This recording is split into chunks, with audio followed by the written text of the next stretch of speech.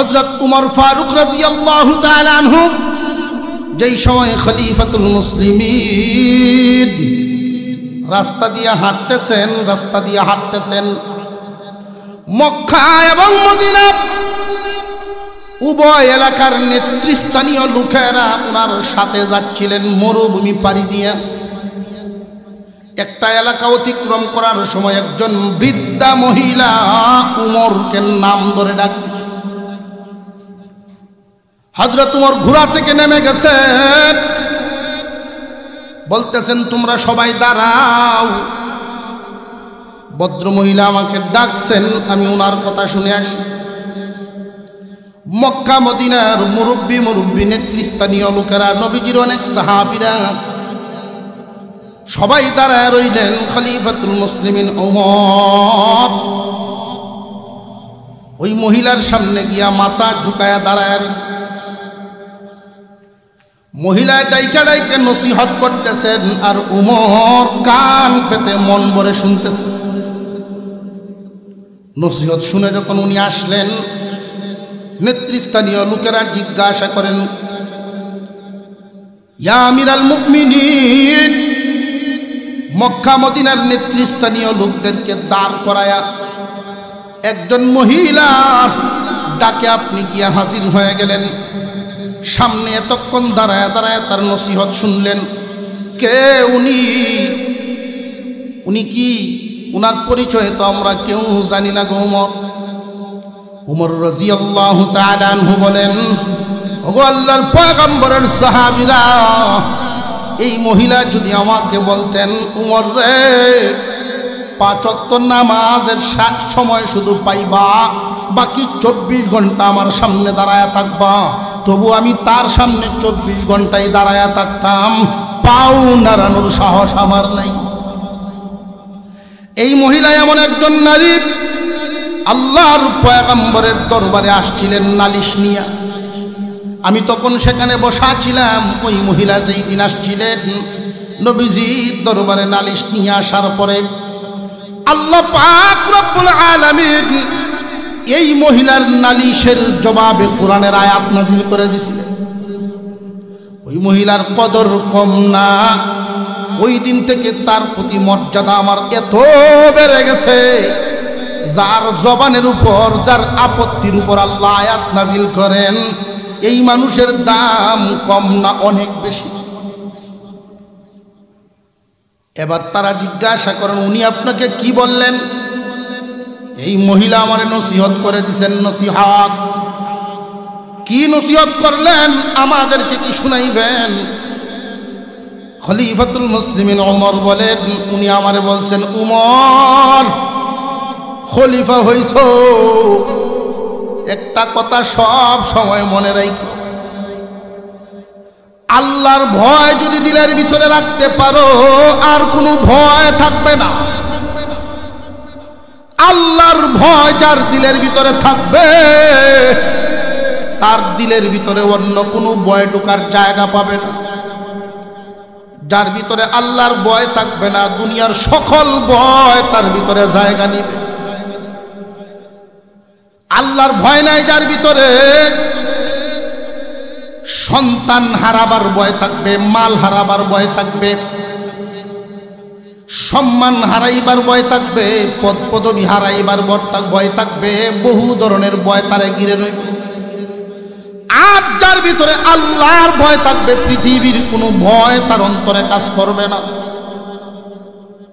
হযরত উমর মজলিসের মধ্যে বসে জিজ্ঞাসা করে ফেললেন, নবীর সাহাবীরা, তোমাদের মধ্যে কি কেউ আসনি? এই শব্দের ব্যাখ্যা আমারে বুঝায় দিবা। আল্লাহ যে বললেন ইত্তাকুল্লাহ, আল্লাহকে ভয় করার জন্য কিভাবে জীবন যাপন করলে আল্লাহকে ভয় করা হয় আমার একটু বুঝায় দাও। নবীজির সাহাবীরা কেউ উঠে দাঁড়ান না, কেউ বলতেছেন না, কারণ আল্লাহর নবীর সাহাবী উমরের ভয় অন্তরে কি কম আছে? উমরের মর্যাদা কি কম না অনেক বেশি? খলিফাতুল মুসলিমিন উমর, আল্লাহ পাক উনার মর্যাদা কেমন বাড়াইছেন। উনার খেলাফত আমলে হযরত আলী রাদিয়াল্লাহু তাআলা আনহু ঘুমাইছেন মদিনায়, গভীর রজনীতে শেষ রাত্রিতে স্বপ্নে দেখতেছেন। কি স্বপ্ন দেখলেন? আল্লাহর পয়গম্বরকে স্বপ্ন দেখেন মসজিদে নববীর নামাজের ইমামতি করেন। ফজরের নামাজ হচ্ছে, ইমামতি করেন আল্লাহর পয়গম্বর। সাহাবীরা পিছনে দাঁড়াইছেন। নামাজ শেষ হলে নবীজি যখন সালাম ফিরাইলেন, এমনি মসজিদে নববীর সামনে একজন মহিলা আয়েশা ডাকতেছে, কে আছো? একজন আসো, আমার নতুন গাছের খেজুর আমি নিয়ে আসছি বিশ্ব নবীকে দেওয়ার জন্য। আম্মা বা'দু ফাআউযু বিল্লাহি মিনাশ শাইতানির রাজীম। বিসমিল্লাহির রহমানির রহিম। ইয়া আইয়ুহাল্লাযীনা আমানুত্তাকুল্লাহা ওয়া কুনু মা'আস সাদিকিন। সাদাকাল্লাহুল আযীম। وقال رسول الله صلى الله عليه وسلم كن عالما أو متعلما أو معينا أو محبا ولا تكن خامسا. وصدق رسوله النبي الكريم ونحن على ذلك من الشاهدين والشاكرين والحمد لله رب العالمين. اللهم صل على محمد وعلى آل محمد كما صليت على إبراهيم وعلى آل إبراهيم إنك حميد مجيد. اللهم بارك على محمد وعلى آل محمد كما باركت على إبراهيم وعلى آل إبراهيم إنك حميد مجيد.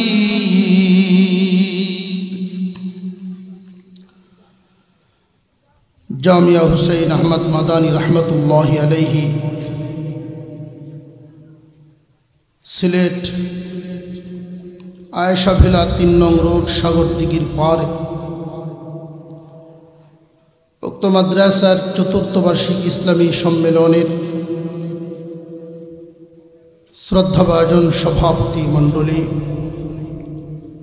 উপস্থিত হযরত উলামায়ে কেরাম, মুরব্বিয়ানে আযম, সর্বস্তরের মুসলমান ভাইয়েরা, পর্দার আড়াল থেকে বিভিন্ন বাসাবাড়িতে বসে আলোচনায় শামিল দিনদার ইমানদার মুসলমান মা ও বোনেরা, আল্লাহ পাক রব্বুল আলামিনের দরবারে শুকরিয়া আদায় করে, যিনি একান্ত দয়া করে আমাদেরকে মানুষ বানাইছেন। তিনি যদি ইচ্ছা করতেন যে কোনো একটা প্রাণীও বানাইতে পারতেন। বিনা দরখাস্তে, বিনা চাওয়ায় একান্ত দয়া করে মানুষ বানাইছেন। আখিরি জামানার পয়গম্বরের উম্মত বানাইছেন। এই মুহূর্তে কোরআনের মজলিসে আমাদেরকে বসায়া রাখছেন। সকলেই সমস্বরে আল্লাহর শুকর আদায় করি, সকলেই বলি আলহামদুলিল্লাহ। আল্লাহ দয়া করে ইমানদারের ঘরে জন্ম দিয়েছেন, এই জন্য খুব সহজে আমরা ইমানদার হতে পারছি।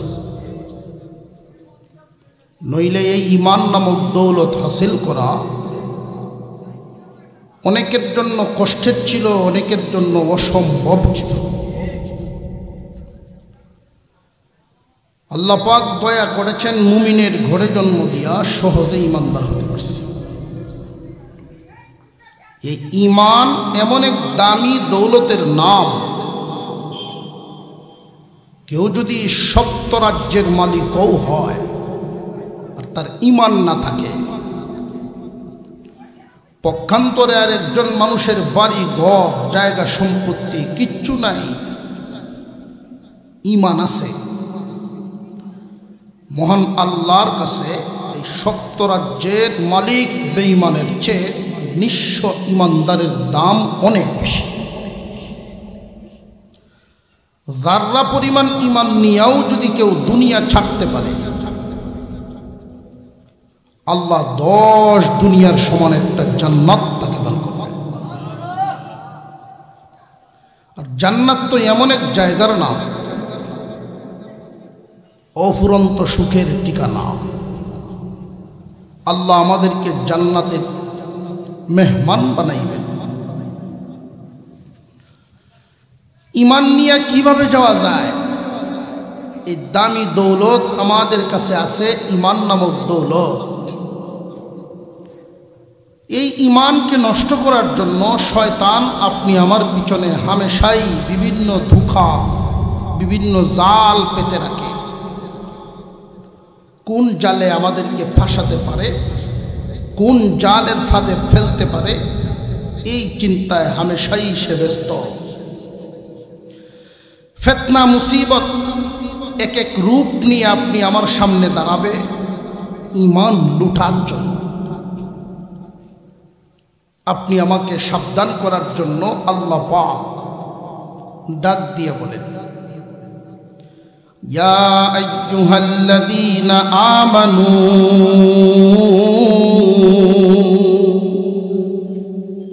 হে ঈমানদারেরা। আসমানের নিচে জমিনের উপরে শুধু কি ঈমানদার না বেঈমানও আছে? আল্লাহ পাক রব্বুল আলামিন ইয়া আইয়ুহান নাস বলেন নাই, মানব জাতি বলেন নাই, মানব সম্প্রদায় বলেন নাই। ও ঈমানদারেরা, এর একটা অর্থ হলো ও জান্নাতের মালিকরা। ঈমান নামক দৌলত তোমার সাথে আছে। কিয়ামতের কঠিন ময়দানে অনেক মানুষ বাম হাতে আমলনামা নিয়ে দাঁড়াইবে, অথচ দুনিয়াতে তারা মুমিন হিসেবে পরিচিত ছিল। ডান হাতে আমলনামা দিয়ে নিয়ে যারা দাঁড়াবে, তারা জিজ্ঞাসা করবে, ও অমুক ভাই, তুমি না মুসলমানের সন্তান ছিলা, তুমি না মুমিনদের সমাজে বসবাস করতা, আজকে বাম হাতে আমলনামা নিয়া কাফেরদের সাথে দাঁড়াইলা কেন? মানুষগুলো আফসোসের সাথে বলতে থাকবে, যদিও দুনিয়ার জমিনে মুমিনের ঘরে জন্ম নিয়েছিলাম, আমার কথা এবং কাজ কাফেরদের মতো ছিল। আমার কথা এবং কাজ কাফেরদের সাথে সাদৃশ্য থাকার কারণে শয়তান খুব সহজেই আমাকে ধোঁকা দিয়া দুনিয়া ছাড়ার সময় ঈমান হারা করে ফেলছে। ঈমান নামক দৌলত আমার সাথে আনতে পারি না, এই কারণে বাম হাতে আমলনামা নিয়া কাফেরদের সাথে দাঁড়াইছি। ঈমান ছাড়া যারা দুনিয়া ছাড়বে চিরস্থায়ী জাহান্নামী বলে ঘোষিত হবে। আল্লাহ পাক ডাক দিয়া বলেন, আমার মায়ার ঈমানদার বান্দারা, এক নাম্বার সবক তোমরা খেয়াল রাখবা, শয়তান যেন তোমাদেরকে ধোঁকায় ফেলতে না পারে। প্রথম নাম্বার সবক ঈমানদারের জন্য আল্লাহ বলেন, ইত্তাকুল্লাহ, আল্লাহকে ভয় করো। আল্লাহকে ভয় করো, তাহলে আল্লাহর রহমত তোমার পাশে থাকবে। আল্লাহ রব্বুল আলামিন শয়তানের দুকাত থেকে তোমার হেফাজত করবেন। আল্লাহকে ভয় করে জীবন যাপন করো। আমরা এখানে যারা আছি আমরা আল্লাহকে ভয় করিনি না করি না? আমি একটু দেখতে চাই কে কে আল্লাহকে ভয় করি, একটু হাত তুলে দেখান তো দেখি। সুবহানাল্লাহ, মাশাআল্লাহ। আমরা শুধু হাত উঠাইছি তা না, এই কথা যদি বাংলাদেশের সমস্ত মুসলমান নরনারীকে জিজ্ঞাসা করা হয় যে কে কে আল্লাহকে ভয় করেন, হাত তুলেন তো, সকলেই হাত তুলবে। এক বাজারে একজন মানুষ গরু নিয়ে গিয়েছে বিক্রি করার জন্য। তো একদল লোক এসে জিজ্ঞাসা করলো, আপনার এই গরুটা হালে কেমন চলে? শুইলে তোলা যেত না, হালে জুললে কি করে? শুয়ে পড়ে। যারা হাল চাষের জন্য গরু কিনবে ওরা কি নিবেই গরু? আরেক দল আসছে, আপনার এই গরু দুধ কেমন দেয়? আমি জানি না। আপনার গরু আপনি জানেন না কেন? আমি একদিন দুধ নিতে গিয়া এক লাথি খায়া এক সপ্তাহ হাসপাতাল আছে। যারা দুধ খাওয়ার জন্য গরু কিনতে আইছে ওরা নিব এই গরু? আরেক দল আইছে, খাওয়াত কেমন? যে আপনি সারা দিন কষ্ট করিয়া ভালো ভালো ঘাস বাইচা বাইচা এনে দিলেন, ইচ্ছা হইলে খাইতেও পারে, নাও খাইতে পারে। যারা গরু লালন পালন করে মোটা তাজা করে লাভ করার আশায় গরু কিনে ওরা কিনবো, খাওয়ানো বলা না, কোনো কাস্টমার নেই। তো প্রত্যেক গরুর বাজারে কিছু লোক থাকে যারা কৌশলী কথা জানে। এটা শুধু গরুর বাজারে না, বিভিন্ন বাজারে বিভিন্ন সমাজেও এদেরকে পাওয়া যায়। কৌশলী কথা, কৌশলী কথা কেমন একটা উদাহরণ দিলে বুঝবে। আমার চাচা এক গরু আনছে দুধ খাওয়ার জন্য, এটার দাম যত এর চেয়ে 5,000 বাড়াইয়া দিয়ে আনছে। ধোকাটা কোথায় খাইছে উনি? ওনারে ডাক দিছে যে আপনি হুজুরের চাচা না, রাজীবপুরি হুজুরের চাচা না আপনি? হ্যাঁ। কয়েক ফুটা মিডিয়া দুধ যদি খাওয়া লাগে আমার এই গরু নেন। কয়েক ফুটা মিডিয়া দুধ খাওয়ার আশায় 5,000 বাড়াইয়া দিয়ে আনছে। পরের দিন আমার চাচা এই যে টানা টানলো, এইভাবে 100 টাকার উপরে দুধ হয় না। আমার চাচা তো খুব খেপছে, তো রুমে ডাকতেছে, আমার কথা বলতেছে, হুজুর বেটা ঘুম থেকে উঠছে? তো আমার ডাকে উঠেছে, বড় চাচা ডাকেন আপনারে। কি হয়েছে? অমুক গ্রামের অমুক আমার এই ঠকানিটা যে দিল, তো আমি এই গ্রামের একজন মাতব্বর মানুষ, তারে ফোন দিলাম যে আপনার গ্রামে এই নামে কোনো লোক আছে? বলে হ্যাঁ। এমন এমন ঘটনা হয়েছে। তো মাতাব্বরে করছি কি, আরও 2-3 জন মুরব্বী লইয়া ওই দালালরে ধরে লইয়া আমার বাড়িতে এসে সামনাসামনি চাচার সামনে দাঁড়ায় ওই লোক বলতেছে, আমি কি আপনারে বলি নাই কয়েক ফুটা মিডিয়া দুধ? আমার চাচা তো বুকা হয়ে গেছে, কয় আপনি তো এইভাবেই বলছিলেন। কথা আমার ভুলটা কই? কয়েক ফুটা মিডিয়া দুধের অর্থ কি এই যে আসলেই কয়েক ফুটা, নাকি অর্থ বোঝায় ভিন্নটা? এটাকে বলে কৌশলী কথা, এটা সবাই বলতে পারে না। এই গরুর বাজারে যিনি গরু বিক্রি করতেছেন মুরব্বী মানুষ, সত্য কথা বলে দিচ্ছেন।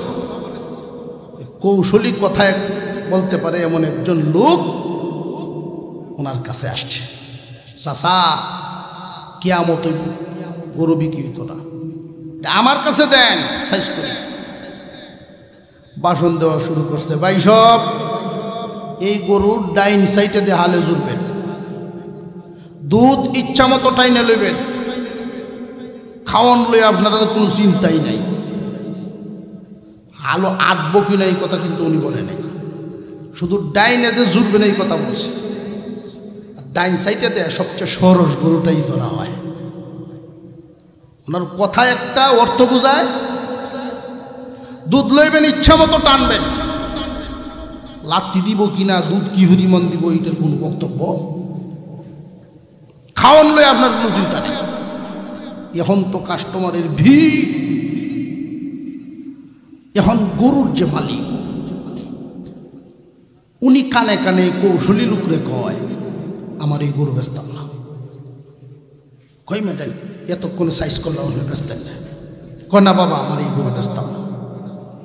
কারণটা কি বেচতেন না কেন? কয় আমার গরুর যে এত গুণ আমি জানি না। আমার গরুর যে এত গুণ এটা আমি তো জানি না। বাবা রে, একটা গুণও আপনার গরুত নাই, সব আমার মুখ, সব আমার। ঘটনা বলার উদ্দেশ্য মুসলমান ভাইয়েরা আমার, আল্লাহ বলেন ও ইমানদারের আল্লাহকে ভয় করো। আল্লাহকে ভয় করি বলে হাত আমরা উঠাইছি, শুধু আমরা না, দেশের সব মুসলমানই উঠাইব। আল্লাহর ভয় আমাদের মুখে আছে, অন্তরে নাই, আমাদের বুকে নাই। যেই জামানার মানুষ আল্লাহকে ভয় করে, এই জামানায় সুদ থাকে না, ওই জামানায় বেপরদা থাকে না, বেনামাজি থাকে না। যেই এলাকার মানুষ আল্লাহকে ভয় করে, ওই এলাকার মানুষগুলোর অবস্থা হবে এমন, জুমার নামাজে যেই পরিমাণ মুসল্লি, ফজরের নামাজে সেই পরিমাণ হবে। কথা বুঝে আসতেছে? জুমার নামাজে যেই পরিমাণ মুসল্লি হয়, ফজরের নামাজে ওই পরিমাণ মুসল্লি হওয়ার কথা। আল্লাহকে যদি একজন মানুষ সত্যি ভয় করে, এই মানুষটা কি সুদ খাইতে পারে? বিবি স্ত্রী উপযুক্ত মেয়েদেরকে বেপরদায় ছাড়তে পারে না। আল্লাহর ভয়টা শুধু মুখে আছে, আমাদের অন্তরে নাই। এই অবস্থায় শয়তান তো আমাদের খুব কাছে ভিড়ে যায়। যে কোনো সময় আমার আপনার ঈমান হুমকির মুখে আছে, শয়তান থাবা দিয়ে নিয়ে যেতে পারে। কাফেরদের পিছনে শয়তান লাগে না, কারণ লাগার দরকার নাই। মাল তাকে যেখানে, চুর ডাকাত যায় সেখানে। ঈমান নামক দৌলত আপনি আমার ভিতরে, এই ঈমান নামক দৌলতের পিছনে শয়তান বড় পেরেশান। এই ঈমানকে লুণ্ঠন করার জন্য খুব মনোযোগ দিয়ে শুনবেন। আল্লাহর হুকুম আহকাম পরিপূর্ণভাবে আদায় করতে মনে যদিও চায়, শয়তানের দোকায় পারি না। একজন মানুষ আল্লাহর হুকুম মতে চলতে পারে না, মনের হুকুমে চলে। আল্লাহ বলেছেন গান শুনবা না, মনে চায় শুনতে, মনের কথায় গান শুনে। আল্লাহ বলেছেন নামাজ পড়ো, মন চায় না নামাজ পড়তে, মনের কথায় নামাজ পড়ে না। আল্লাহর গোলামি বাদ দিয়ে যখন মানুষ নফসের গোলামি শুরু করে দেয়, আল্লাহ রাব্বুল আলামিন প্রথম সবকটা দিলেন ইত্তাকুল্লাহ, আল্লাহকে ভয় করো। আল্লাহকে ভয় করার অবস্থা হলো এমন, উবাই ইবনে কাব রাদিয়াল্লাহু তাআলা আনহু আল্লাহর পয়গম্বরের একজন সাহাবী ছিলেন। হযরত উমর ফারুক রাদিয়াল্লাহু তাআলা আনহু যেই সময় খলিফাতুল মুসলিমিন রাস্তা দিয়ে হাঁটতেছেন, মক্কা এবং মদিনা উভয় এলাকার নেতৃস্থানীয় লোকেরা ওনার সাথে যাচ্ছিলেন মরুভূমি পাড়ি দিয়ে। একটা এলাকা অতিক্রম করার সময় একজন বৃদ্ধা মহিলা উমরকে নাম ধরে ডাকছে। হযরত উমর ঘোড়া থেকে নেমে গেছেন, বলতেছেন তোমরা সবাই দাঁড়াও, ভদ্র মহিলা আমাকে ডাকছেন, আমি ওনার কথা শুনে আসি। মক্কা মদিনার মুরব্বী নেতৃস্থানীয় লোকেরা, নবীজির অনেক সাহাবীরা সবাই দাঁড়ায় রইলেন। খলিফাতুল মুসলিমিন ওমর ওই মহিলার সামনে গিয়া মাথা ঝুঁকায়া দাঁড়ায় রয়েছে। মহিলা ডাইকা ডাইকে নসিহত করতেছেন আর উমর কান পেতে মন ভরে শুনতেছেন। নসিহত শুনে যখন উনি আসলেন, নেতৃস্থানীয় লোকেরা জিজ্ঞাসা করেন, ইয়া আমিরাল মুমিনিন, মক্কা মদিনার নেতৃস্থানীয় লোকদেরকে দাঁড় করায়া একজন মহিলা ডাকে আপনি গিয়া হাজির হয়ে গেলেন। সামনে এতক্ষণ দাঁড়ায় দাঁড়ায় তার নসিহত শুনলেন। কে উনি? উনি কি? উনার পরিচয় তো আমরা কেউ জানি না গো উমর। উমর রাদিয়াল্লাহু তাআলা আনহু বলেন, ওগো আল্লাহর পয়গম্বরের সাহাবীরা, এই মহিলা যদি আমাকে বলতেন, উমর রে, 5 ওয়াক্ত নামাজের সময় শুধু পাইবা, বাকি 24 ঘন্টা আমার সামনে দাঁড়ায়া থাকবা, তবু আমি তার সামনে 24 ঘন্টায় দাঁড়ায়া থাকতাম, পাও নাড়ানোর সাহস আমার নাই। এই মহিলা এমন একজন নারী, আল্লাহর পয়গম্বরের দরবারে আসছিলেন নালিশ নিয়া। আমি তখন সেখানে বসা ছিলাম। ওই মহিলা যেই দিন আসছিলেন নবীজির দরবারে নালিশ নিয়ে আসার পরে আল্লাহ পাক রব্বুল আলামিন এই মহিলার নালিশের জবাবে কোরআনের আয়াত নাযিল করে দিয়েছিলেন। ওই মহিলার কদর কম না। ওই দিন থেকে তার প্রতি মর্যাদা আমার এত বেড়ে গেছে, যার জবানের উপর, যার আপত্তির উপর আল্লাহ আয়াত নাযিল করেন, এই মানুষের দাম কম না, অনেক বেশি। এবার তারা জিজ্ঞাসা করেন, উনি আপনাকে কি বললেন? এই মহিলা আমারে নসিহত করে দিছেন। নসিহত কি নসিহত করলেন? আমাদেরকে কি শুনাইবেন? খলিফাতুল মুসলিমিন ওমর বলেন, উনি আমারে বলছেন, উমর, খলিফা হইছো, একটা কথা সব সময় মনে রাখো, আল্লাহর ভয় যদি দিলের ভিতরে রাখতে পারো, আর কোনো ভয় থাকবে না। আল্লাহর ভয় যার দিলের ভিতরে থাকবে, তার দিলের ভিতরে অন্য কোনো ভয় ঢোকার জায়গা পাবে না। যার ভিতরে আল্লাহর ভয় থাকবে না, দুনিয়ার সকল ভয় তার ভিতরে জায়গা নিবে। আল্লাহর ভয় নাই যার ভিতরে, সন্তান হারাবার ভয় থাকবে, মাল হারাবার ভয় থাকবে, সম্মান হারাইবার ভয় থাকবে, পদ পদবী হারাইবার ভয় থাকবে, বহু ধরনের ভয় তারে ঘিরে রইবে। আর যার ভিতরে আল্লাহর ভয় থাকবে, পৃথিবীর কোনো ভয় তার অন্তরে কাজ করবে না। হযরত উমর মজলিসের মধ্যে বসে জিজ্ঞাসা করে ফেললেন, নবীর সাহাবীরা, তোমাদের মধ্যে কি কেউ আসনি? এই শব্দের ব্যাখ্যা আমারে বুঝায় দিবা। আল্লাহ যে বললেন ইত্তাকুল্লাহ, আল্লাহকে ভয় করার জন্য কিভাবে জীবন যাপন করলে আল্লাহকে ভয় করা হয় আমার একটু বুঝায় দাও। নবীজির সাহাবীরা কেউ উঠে দাঁড়ান না, কেউ বলতেছেন না, কারণ আল্লাহর নবীর সাহাবী উমরের ভয় অন্তরে কি কম আছে? উমরের মর্যাদা কি কম না অনেক বেশি? খলিফাতুল মুসলিমিন উমর, আল্লাহ পাক উনার মর্যাদা কেমন বাড়াইছেন, কেমন বাড়াইছেন। উনার খেলাফত আমলে হযরত আলী রাদিয়াল্লাহু তাআলা আনহু ঘুমাইছেন মদিনায়। গভীর রজনীতে, শেষ রাত্রিতে স্বপ্নে দেখতেছেন। কি স্বপ্ন দেখলেন? আল্লাহর পয়গম্বরকে স্বপ্ন দেখেন মসজিদে নববীর নামাজের ইমামতি করেন। ফজরের নামাজ হচ্ছে, ইমামতি করেন আল্লাহর পয়গম্বর। সাহাবীরা পিছনে দাঁড়াইছেন। নামাজ শেষ হলে নবীজি যখন সালাম ফিরাইলেন, এমনি মসজিদে নববীর সামনে একজন মহিলা আইসা ডাকতেছে, কে আছো? একজন আসো, আমার নতুন গাছের খেজুর আমি নিয়ে আসছি বিশ্ব নবীকে দেওয়ার জন্য। নতুন বাসায় যদি কেউ উঠে, একজন বরকতি মানুষকে নিয়ে পা ফেলা হয়। নতুন গাছে কিছু যদি হয়, বরকতি মানুষকে খানা খাওয়ানো।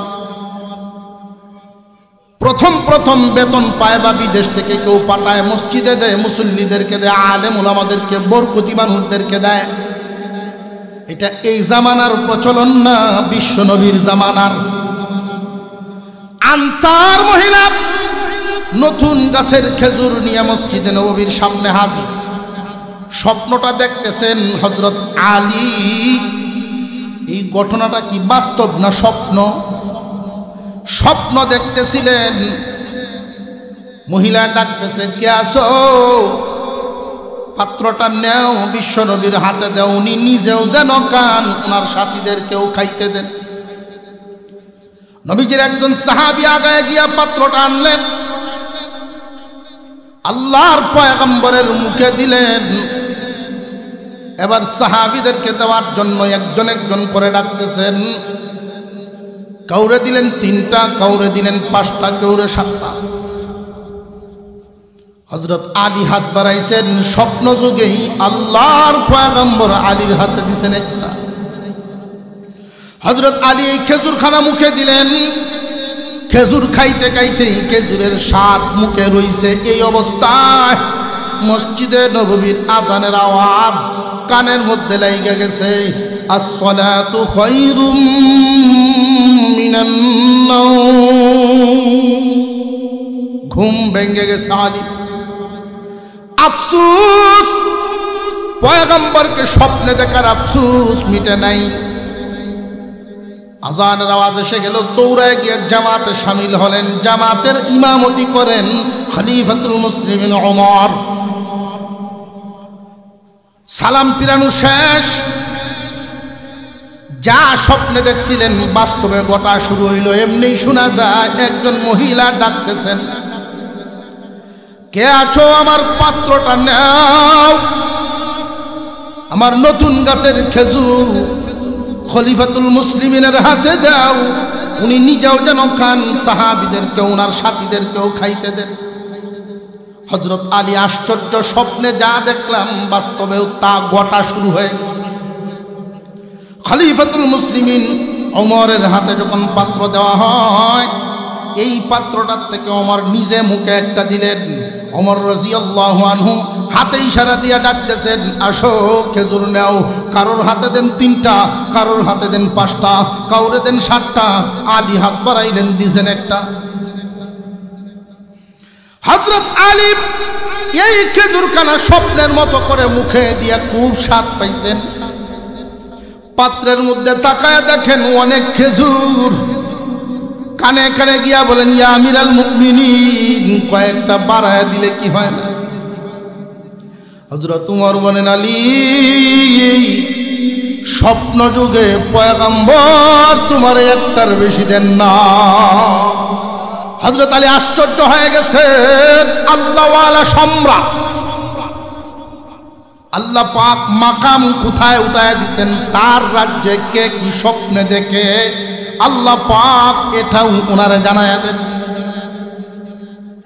সেই উমর মানুষদের সামনে এলান করলেন, ডাকতেছেন, কে আসরে? ইত্তাকুল্লাহর ব্যাখ্যা মানে বুঝাইবা। নবীজির কোন সাহাবী দাঁড়ান না, কোন তাবী দাঁড়ান না। এমনি ওমর একজনের দিকে আঙুল তাক করে বলেন, আপনি দাঁড়ান। এই সাহাবীর নাম উবাই ইবনে কাব রাদিয়াল্লাহু তাআলা আনহু। কণ্ঠ খুব ভালো ছিল, জবান খুব সুস্পষ্ট থাকার কারণে উচ্চারণ সুন্দর হতো। আল্লাহর পয়গম্বরের সামনে সব সাহাবীরা কোরআন পড়তে পারতেন না, ভয় পেতেন।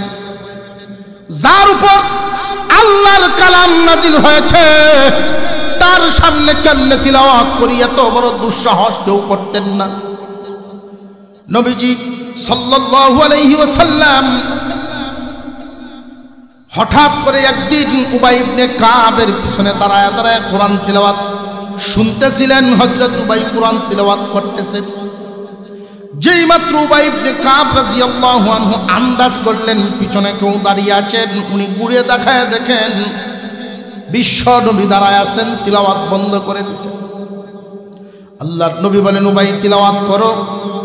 উবাই ইবনে কাব বলেন, ইয়া রাসূলুল্লাহ, আপনার সামনে আল্লাহর কালাম তিলাওয়াত করতে তো ভয় লাগে। আল্লাহর নবী বলেন, আল্লাহ আমাকে আদেশ দিয়েছেন তেলাওয়াত শোনার জন্য। ইয়া রাসূলুল্লাহ, আল্লাহ আদেশ দিয়েছেন। আপনার তো অনেক সাহাবী আছেন যে কারণ তেলাওয়াত শুনতে পারবেন। আল্লাহ কি আমার নাম উল্লেখ করছেন নাকি যে আমার তেলাওয়াত শোনার জন্য? আল্লাহর পয়গম্বর বলেন, উবাই রে, আল্লাহ তোমার নাম উল্লেখ করে বলছেন তোমার তিলাওয়াত শোনার জন্য। আরো জোরে কোন সুবহানাল্লাহ। হযরত উমর বলেন, উবাই তুমি দাঁড়াও, তোমার তিলাওয়াত বিশ্বনবী শুনছেন, সুতরাং তুমি ব্যাখ্যা দাও। উবাই ইবনে কাব বলেছিলেন, ইয়া আমিরাল মুমিনিন ইত্তাকুল্লাহ, আল্লাহকে ভয় করো। এই শব্দটার উপর আমল হবে এমনভাবে জীবনযাপন করলে দুনিয়ার জমিনে চলতে ফিরতে এমনকি রাস্তা কখনো দেখছেন যেই রাস্তাটা খুব চিকন হবে, দুনো সাইডে দিয়া কাটার গাছ, দুনো সাইডে কাটার গাছ, রাস্তাটা খুব চিকন, এমন কোন রাস্তা জীবনে চলছেন? ওমর বলেন, হ্যাঁ, রাস্তা যদি এমন হয় খুব সাবধানে কদম বাড়ানো লাগে। উবাই ইবনে কাব বলেন, ঠিক তেমনি একজন ইমানদার প্রত্যেকটা কাজ খুব সাবধানে করবে। এই কাজটাই কি আমার আল্লাহ খুশি না বেজার? চিন্তা করবে আগে, কাজ করবে পরে। যারা চিন্তা করিয়া বেঁচে থাকবে তার অন্তরে আল্লাহর ভয় ঢুকবে।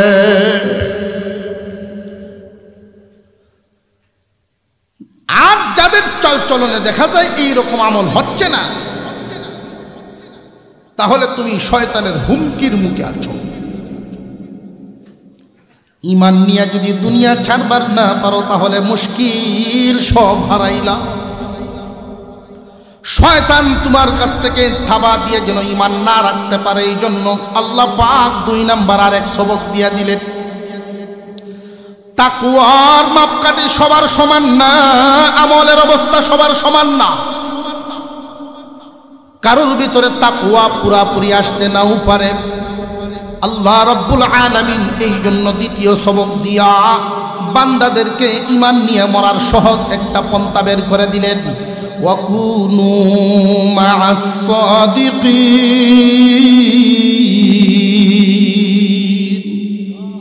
আল্লাহ পাক রব্বুল আলামিন বলেন, আল্লাহ ওয়ালাদের সাথী হইয়া যাও।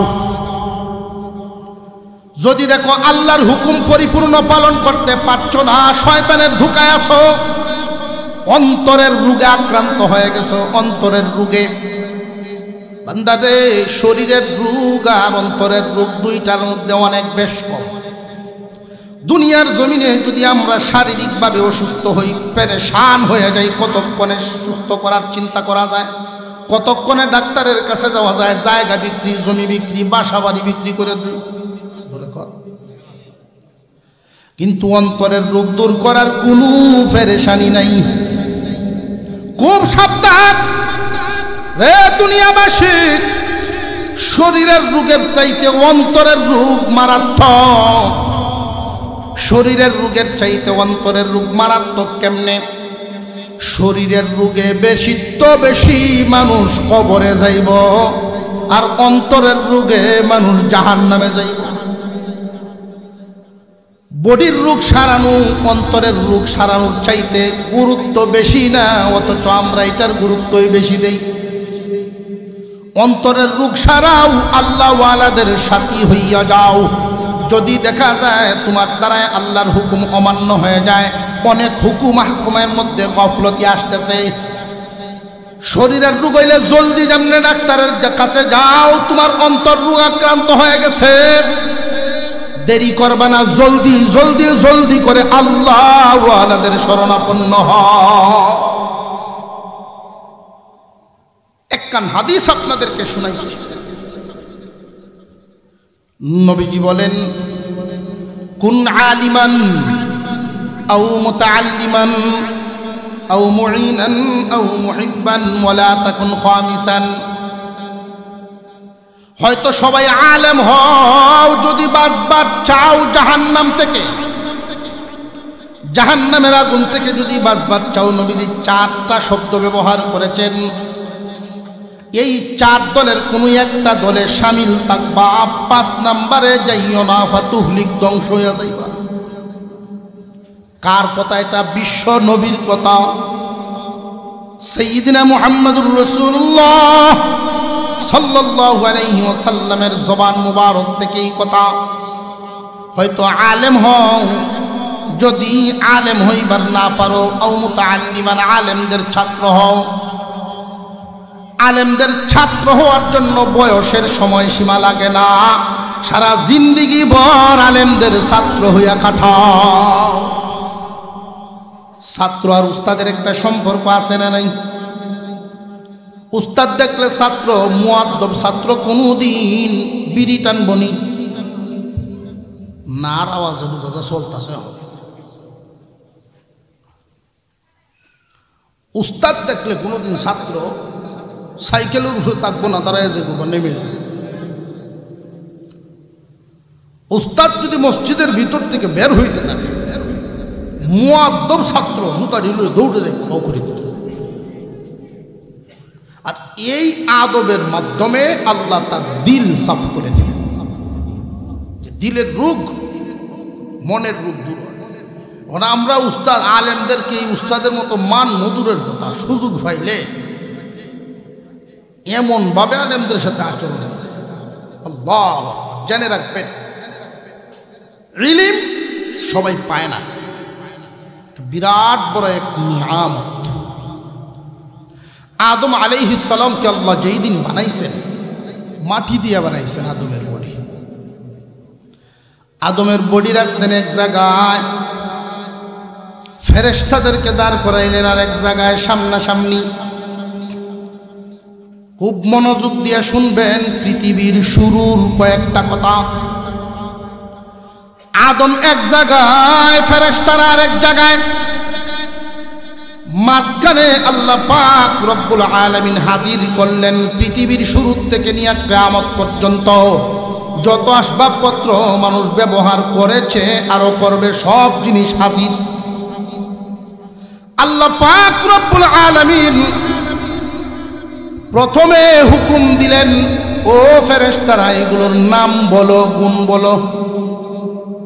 ফেরেশতারা বলতে পারেন নাই, অপারগতা প্রকাশ করার পরে আল্লাহ হুকুম দিলেন, আদম এগুলোর নাম এবং সিফত বলে দাও। আদম আলাইহিস সালাম সবগুলোর নাম এবং সিফত বলে দিলেন। আল্লাহ রাব্বুল আলামিন ইলম আদমের ভিতরে ঢুকানোর কারণেই সবগুলোর নাম বলতে পারছেন। আল্লাহ ঘোষণা দিলেন, ফেরেশতারা তোমাদেরকে যদিও নূর দিয়া বানাইছি, আদমকে আমি মাটি দিয়া বানায় তার ভিতরে ইলম দিয়া, ইলমের কারণে সে সম্মানী হয়ে গেছে। সম্মান দিছেন কে? আরো জোরে কর। আল্লাহ সম্মান দিয়ে হুকুম দিলেন, তোমরা তাকে সম্মান জানাও সেজদার মাধ্যমে। আল্লাহর এই হুকুম পালন করার সময় একজনের সেজদা দেয় নাই, তার নাম ইবলিস। এমন লানতপ্রাপ্ত হইল এই পর্যন্ত কেউ নাম ইবলিস রাখছে,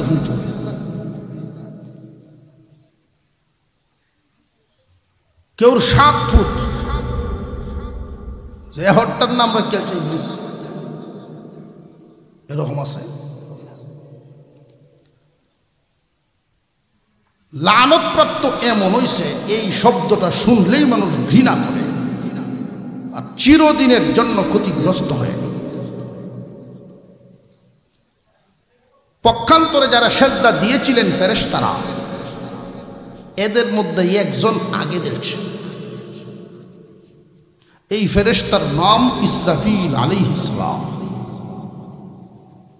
আল্লাহ বলেন, ফেরেশতারা সবাই সেজদা দিছ, এর মধ্যে ইসরাফিল আগে দিছে। আমি খুশি হইয়া ইসরাফিলের কপালে 30 পারা কোরআন লিখে দিলাম। একজন সম্মান দেয় নাই, লানত প্রাপ্ত, বাকিরা সম্মান দিছেন, আল্লাহর হুকুম পালন হয়েছে। একজন আগে দেয়া দিছেন, পুরস্কার পায় গেছে। এই পৃথিবীর জমিনে দুই দল মানুষ, একদল আলেম উলামাদের কাতারে, আরেক দল আলেমদের বিরুদ্ধে। একদল আল্লাহওয়ালাদের কাতারে, আরেক দল আল্লাহওয়ালাদের বিরুদ্ধে। সুকৌশলে চেষ্টা করে কোরআন হাদিসের বিরুদ্ধে কেমনে যাইতে পারে। মুসলমান ভাইরা, আপনারা যে এখানে বসছেন কোরআনের পক্ষে, কোরআনের মহব্বতে বসছেন, ঠিক না বেঠি? এই কোরআনের সাথে সম্পৃক্ত যা আছে, সারা জিন্দিগি ভর এই মহব্বত দিলের ভিতরে জাগায় রাখবেন। এই মহব্বতটুকু আপনাকে কি পুরস্কার দিবে? ঈমান নামক দৌলত নিয়ে দুনিয়া চলতে পারবেন। আর যারা এই দলের বিরুদ্ধে অবস্থান করে, যত ভালো নামি দামি মানুষই থাকুক, ঈমান নিয়ে দুনিয়া চলতে পারবে না, বেঈমানের মরণ হবে। উদাহরণ, মিশরের ফেরাউন আর বিবি আসিয়া। মুসা আলাইহিস সালামকে মহব্বত করার কারণে আসিয়াকে আল্লাহ ঈমান নামক হাদিয়া দিলেন, আর ঘৃণা করার কারণে ফেরাউন বাদশাহ হইয়াও ঈমান পাইল না, বেঈমান। এই এলাকায় যারা বসবাস করে প্রত্যেকের জন্যই আমি এই কথাটা বলতেছি, কোরআন যেখানে তালিম হয়, কুরআনুল কারীম তালিম প্রত্যেকের ঘরে ঘরে হওয়া উচিত। ফাঁকে একটা কথা বলে দিই, যেই ঘরে বসবাস করনেওয়ালা মানুষগুলো নামাজ পড়া আর দৈনিক কোরআনের সাথে সাক্ষাৎ করা, নামাজ আর কোরআন তিলাওয়াত যদি চালায়া রাখতে পারে, আল্লাহর রাসূল বলেন এদের জন্য রিজিকের ফয়সালা আল্লাহ গায়বী খাজানাত থেকে করবেন। সুবহানাল্লাহর আওয়াজে আপনারা খুশি না? গায়বী খাজানা এর অর্থ হলো এমন জায়গা থেকে আল্লাহ রিজিক মিলাবেন যেটা কল্পনায় ছিল না। কিন্তু সব বাড়ি ঘরে কি কোরআন তেলাওয়াত আছে? নাই। অন্তত পক্ষে কোরআন তিলাওয়াত যদিও হচ্ছে না, যেই জায়গায় জমাতবন্দি কোরআন তিলাওয়াত হয় ওইখানে যেন অন্তত শামিল থাকা যায়, সম্পৃক্ত থাকা যায়, এই পথটা যেন খোলা থাকে, নইলে আল্লাহর রহমত থেকে বঞ্চিত হবেন। যেই জায়গায় রহমতি বরকতি কাজ হয়, মানুষগুলো থাকে, এইখানেই আল্লাহর রহমত বন্টন হয়, আল্লাহর রহমত নাজিল হয়। ইতিহাস থেকে দেখেন, নবীগণ যে জায়গায় আল্লাহ বেশি পাঠাইছেন, তেলের কণি, স্বর্ণের কণি, সব বরকত ওই জায়গায়। বরকতি মানুষ যে জায়গায়, আল্লাহর রহমত বরকত সেই জায়গায়। জাগার দাম এমনি বাড়ে না, মানুষের কারণে জাগার দাম বাড়ে। এখানে কোরআনের খেদমত হয়, আর এই উসিলায় সারা এলাকাবাসী আল্লাহর রহমত পায়। আল্লাহর রহমত যারা পায়, এই রহমতের কয়েকটা ব্যাখ্যা, আমি সেদিকে যাচ্ছি না, শুধু এই কথাটা বলছি, নামাজ ঠিক রাখবেন আর কোরআনকে ধরে রাখবেন। আমরা আছি পৃথিবীতে, জান্নাতে যাওয়ার ইচ্ছা আছে না নেই? কেলা কেলা যাইবেন জান্নাতে দেখতাম একটু, আদি ঢিলই রয়েছে, সুজা ওই তো মাশাআল্লাহ, জান্নাতে যাওয়ান। জান্নাত অনেক উপরে, নিজেদের চেষ্টায় জান্নাতে যাওয়া সম্ভব না। আমরা অনেক নিচে, জান্নাত অনেক উপরে। কি পরিমাণ উপরে? 5 লক্ষ মাইল উপরে না, 5 লক্ষ 10 লক্ষ 1 কোটি মাইল উপরে যদি হইতো আমরার আগে এই সাদা চামড়া গেল। যারা রকেট আবিষ্কার করে তারার ইমান না থাকলেও গেল ইয়া না। প্রথম আসমানই 500 বছরের রাস্তা। কেউ যদি রকেট নিয়ে রওনা দেয় এরপরও তো আসমান হইতো না, 500 বছর বাঁচতই না। নাতি হুতি দুতি লয়ে গেল হামিটি, অথচ এর ভিতরে আসমান আছে। এই আসমানের নিচে জান্নাত আছে, দ্বিতীয় আসমান, তৃতীয় আসমান, চতুর্থ আসমান, এরকম 7টা আসমান, 7টা শূন্যস্থান, 7000 বছরের রাস্তা।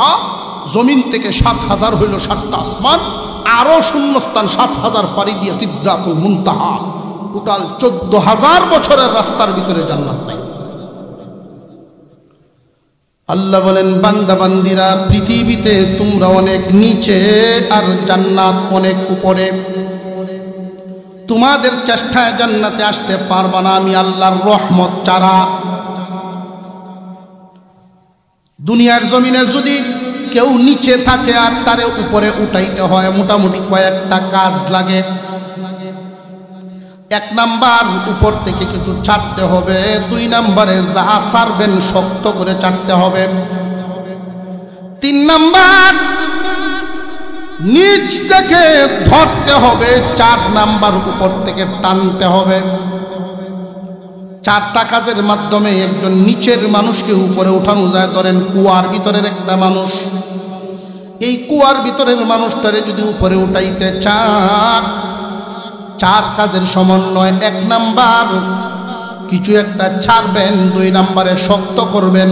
3 নাম্বারে নিচ থেকে ধরবে। 4 নাম্বারে উপর থেকে টানবেন।